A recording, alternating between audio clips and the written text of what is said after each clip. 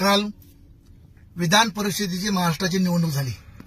त्या निवडणुकीमध्ये काँग्रेसचे काही आमदार फुटले आणि त्यांनी बीजेपीला मदत केली आणि त्या ठिकाणी बीजेपीचे उमेदवार या ठिकाणी निवडून आल्याचं आमदार निवडून आल्याचं चित्र पाहायला भेटतंय। एकीकडे संविधानाचा पुळका घेऊन संविधान पुढे धोक्यात आहे म्हणून बीजेपीच्या विरोधामध्ये वातावरण निर्माण करायचं ही काँग्रेसची नीती आहे आणि आज स्पष्टपणे त्यांच्या लोकांनी या ठिकाणी बीजेपीच्या आमदाराला मदत केली आणि त्या ठिकाणी त्यांना निवडून आणलेलं आहे। याच्या अगोदर चंद्रकांत हांडोरेंना सुद्धा याच पद्धतीने काँग्रेसच्या आणि विशेषतः अजित पवारांनी या ठिकाणी पुढे येऊन नेतृत्व करून चंद्रकांत हांडोरेंना पराजित केलं होतं।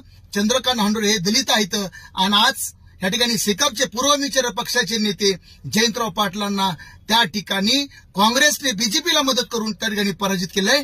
काँग्रेस दलितांच्या विरोधात आहे, मुस्लिमांच्या विरोधात आहे, त्याच्याही पलीकडे पुरोगामी विचारांच्या पक्षाच्या सुद्धा विरोधात आहे। यांचा जाहीरपणे निषेध केला पाहिजे। जनतेला सावधानतेचा इशारा आहे। काँग्रेसला ओळखा आणि सावध व्हा।